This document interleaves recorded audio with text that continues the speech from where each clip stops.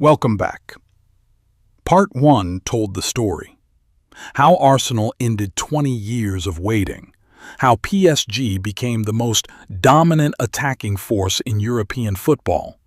And how these two clubs, with their shared history, their recent scars, and their very different stories, arrived in Budapest on May 30th. If you haven't watched Part 1 yet, go watch it. The link is in the description. But if you're here for Part 2, this is where it gets serious. Today we're going deep. The players who could decide this final. The tactical battle between two of the most intelligent coaches in world football. The injury news that could change everything. And our prediction. Who actually wins? And yes, The Simpsons has something to say about all of it. Let's go! Before we talk tactics and players, let's look at the numbers, because the numbers for this final are extraordinary. PSG this season. 44 goals scored in the Champions League campaign. Route to the final. Beat Monaco, Chelsea 8-2, Liverpool 4-0, Bayern Munich 6-5. Scored 5 goals in a single knockout tie twice against Chelsea and Bayern. 44 goals in 16 matches equals 2.75 goals per game. Goals conceded, 22. That's 1.38 per game. Arsenal this season, 14 Champions League matches, 0 defeats. Route to the final, beat Leverkusen 3-1, Sporting CP 1-0, Atletico Madrid 2-1. Goals scored, 26 in 14 matches equals 1.86 per game. Goals conceded, just 6 in 14 matches, 0.43 per game.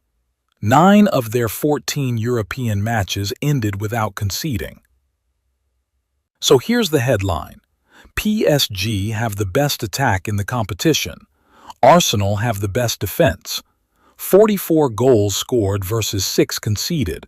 The most unstoppable force against the most immovable object. Attack versus defense. Paris versus London.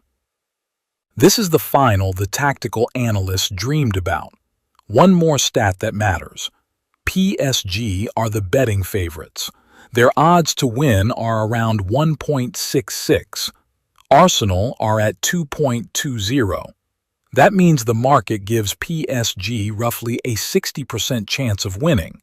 But as we'll see, there are very good reasons to believe Arsenal can upset those odds. Let's talk about the players who could decide this final, starting with PSG. Kvicha Kvaratskhelia, the most dangerous man on the pitch.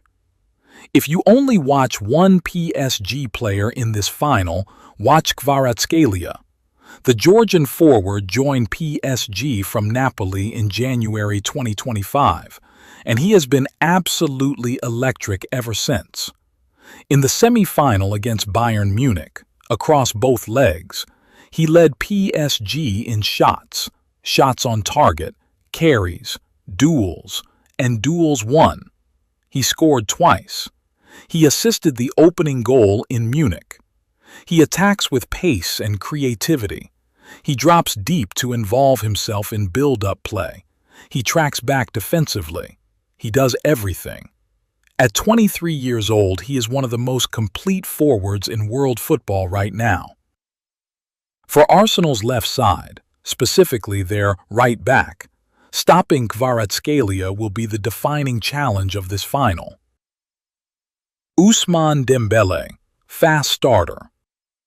Dembele is PSG's most reliable big-game performer.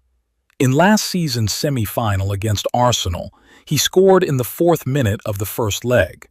In the semi-final second leg in Munich this season, he scored in the 3rd minute. Dembele starts fast. He scores early.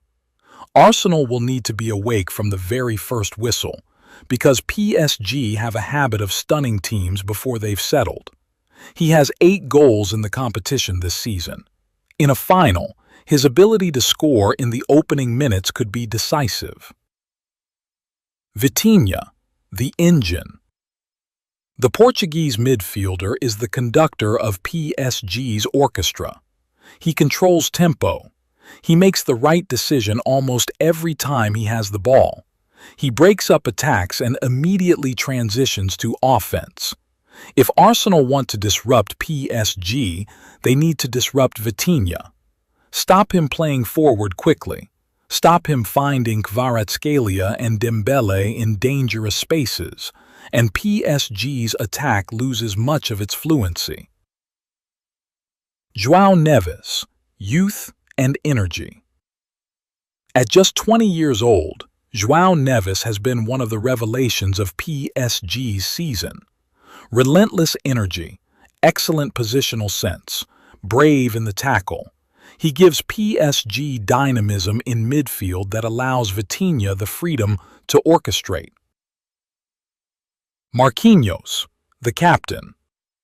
11 years at PSG, he has seen everything. He has experienced the heartbreak of the 2020 final loss to Bayern.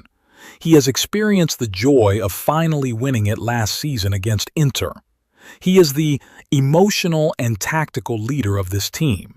In high-pressure moments, and there will be high-pressure moments in Budapest, Marquinhos is who PSG look to.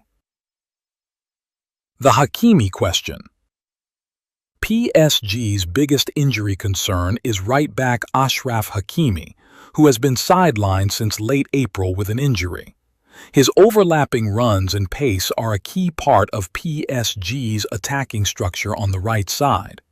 Reports suggest he may return in time for the final, but his fitness level will not be ideal. An undercooked Hakimi, or no Hakimi at all, gives Arsenal's left side, including Leandro Trossard and Ricardo Calafiori, much more room to operate. This is a genuine advantage for Arsenal. Now Arsenal. Bukayo Saka, the heart of this team. We talked about Saka's story in Part 1. The missed penalty at Euro 2020, the racial abuse, the comeback, the goal that sent Arsenal to the final. In this specific matchup, Saka against PSG, there is personal history. Last season, in the semi-finals, PSG knocked Arsenal out. Saka scored Arsenal's only goal of that tie, a late consolation in the second leg that didn't change the outcome. He will want revenge. He will be motivated like never before. And he is now, at 24 years old, one of the best players in the world. PSG will pay close attention to him. How they handle him and how he responds could define this final. Victor Gyökeres, the new weapon. This might be the name you don't know yet. Victor Gyökeres joined Arsenal before this season and has been one of the most productive strikers in European football. He leads Arsenal's attack with physical presence, relentless pressing, and a genuine goal-scoring threat. In the semi-final against Atletico Madrid, he had the biggest chance of the match, a free header that he blazed over the crossbar. He'll want to make amends. Against PSG's defense, which has conceded 22 goals this season, Gyökeres represents a real threat. He is the kind of striker who can punish high defensive lines. Declan Rice, the defensive shield. When Arsenal are at their best, Declan Rice is the reason. The England midfielder, signed from West Ham for a then-record fee in 2023, has transformed into one of the best midfielders in Europe. He wins the ball. He covers ground. He breaks up PSG's transitions. And when Arsenal have the ball, he provides the platform for Saka and Gyökeres to hurt opponents. PSG's Vitinha versus Arsenal's Rice is the midfield battle that could decide this final. Martin Odegaard, the creator. The Norwegian captain provides the creativity and technical quality that makes Arsenal's attacking moves tick. His partnership with Rice in midfield, one as destroyer, one as creator, is the foundation of everything Arteta has built. He struggled with injuries earlier in the season, but has returned to his best form at exactly the right moment. William Saliba, the wall. Arsenal's French centre-back has been one of the best defenders in Europe this season. Calm, composed, dominant in the air. He is the reason Arsenal have conceded just 6 goals in 14 Champions League matches. Against PSG's attack, Dembele, Kvaratskhelia, whoever else, Saliba will have the biggest individual defensive assignment of his career. The Timber and Merino absences. Arsenal will be without defender Jurrien Timber and midfielder Mikel Merino. Timber's absence is the more significant. He is a versatile, intelligent defender whose ability to cover multiple positions gives Arteta tactical flexibility. Merino is unlikely to feature, having only just returned from injury. His creative energy in midfield will be missed. Now let's talk about the chess match. Because this final is not just about individual players. It's about two outstanding coaches with completely different philosophies facing each other. Luis Enrique's PSG, high tempo, high press, high goals. PSG under Luis Enrique play with relentless intensity. They press high up the pitch. They transition from defense to attack at speed. They want the game to be fast, chaotic, and high-scoring, because in that environment their individual quality wins. Their system is designed to get Kvaratskhelia and Dembele in space in wide areas, with runners arriving late from midfield. When it works, as it did against Chelsea and Bayern, it's devastating. The key question is, what happens if Arsenal force them to play slowly? Mikel Arteta's Arsenal: structure, discipline, and the perfect moment. Arsenal are the counterpunchers. They sit in a compact, disciplined defensive shape. They make it extraordinarily difficult to break them down. They concede very few chances. And then, when the moment comes, they strike. Their knockout matches this season have mostly been low-scoring. They beat Leverkusen 3-1 on aggregate, Sporting CP 1-0, Atletico Madrid 2-1. They don't need to dominate possession or create 20 chances. They need 1 or 2. The tactical question is, can Arsenal's defensive structure absorb PSG's attacking pressure for long enough to find their moment? The key matchup: PSG's width versus Arsenal's defensive shape. PSG's most dangerous avenue of attack is through wide areas, specifically Kvaratskhelia on the left and Dembele on the right, with Hakimi's overlapping runs on that right side. Without Hakimi at full fitness, PSG's right side is less threatening. That could push them to overload Arsenal's right side, where they would face Saka tracking back and Calafiori at left back. If Arsenal can keep PSG in front of them, preventing the forward runs in behind, and force them to play sideways passes, they can neutralize the threat. The moment PSG get in behind Arsenal's defense, they score. The set-piece factor. Arsenal are outstanding from set pieces. Their height and organization from corners and free kicks, with Saliba and Gabriel as aerial threats, is a genuine weapon against any opponent. PSG have been vulnerable from set pieces at times this season. An Arsenal set-piece goal in a final that stays tight, entirely possible. We need to talk about last season, because it matters. In the 2024-25 Champions League, Arsenal and PSG met in the semi-finals, and PSG won, convincingly. In the first leg at the Emirates, Dembele scored in the 4th minute, assisted by Kvaratskhelia. PSG won 1-0. In the second leg in Paris, Fabian Ruiz scored early. Then Achraf Hakimi made it 2-0 on aggregate. Saka pulled one back, but PSG held on. 3-1 on aggregate. Arsenal were eliminated. So, PSG have beaten Arsenal in both legs of a Champions League semi-final just 12 months ago. They know how to beat this Arsenal team. They have studied them. They have the psychological edge of recent history. But here's what's also true. Arsenal know exactly what PSG did to them. They know where they were hurt. They know Dembele starts fast. They know Kvaratskhelia movement. They have had 12 months to prepare a response. This is not the same Arsenal who got knocked out last season. They are more experienced, more confident, and more motivated. Revenge is a powerful force. And now, the most important analysis of all. What does the Simpsons say? We've been through the stats. We've been through the tactics. We've been through the players. But ultimately, this is a channel that asks one question above all others. Did the Simpsons already know? And here's what's fascinating. The Simpsons has spent 37 seasons exploring one fundamental story above all others. The little guy against the system. The underdog against the empire.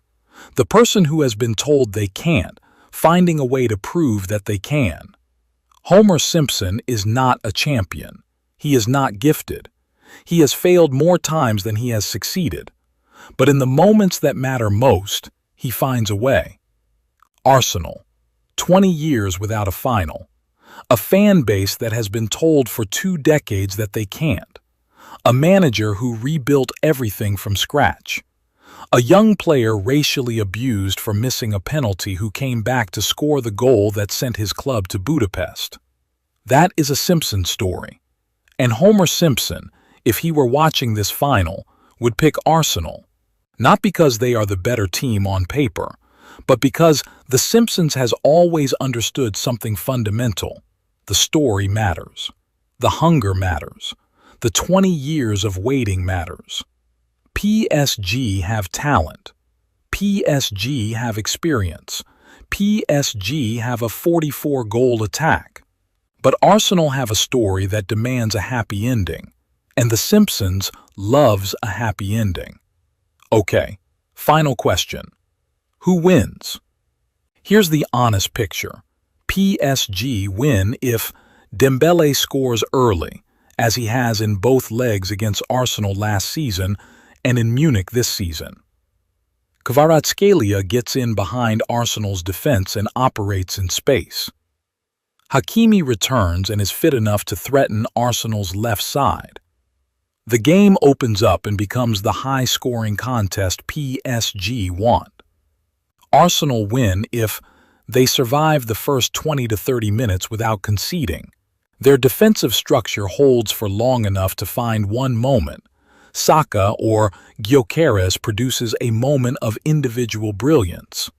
PSG miss Hakimi and their right side is blunted. A set piece delivers a goal. The markets say PSG, 60% probability. Our prediction. This is the tightest of finals. PSG's attack is extraordinary, but Arsenal's defense has been the best in the competition all season. The Hakimi fitness question is real.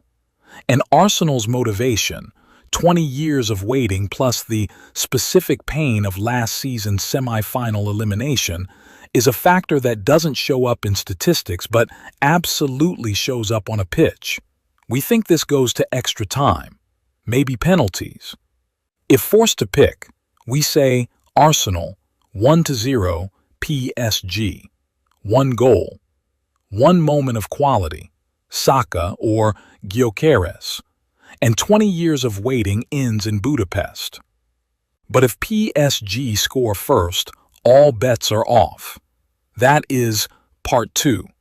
The players, the tactics, the history, the prediction. In part 3, we'll be back in the final days before May 30th with the latest injury updates, confirmed lineups, and our final pre-match breakdown. And then, part 4. The night of the final. Who wins? Who scores? What happens in Budapest? Drop your prediction in the comments right now. I want to see who you're backing and what the score will be. The community predictions so far. Arsenal are ahead, but not by as much as you might expect. Like the video if you enjoyed it. Subscribe for part 3 and part 4. Turn on notifications because when that final whistle blows in Budapest, we'll be uploading immediately. See you in part 3.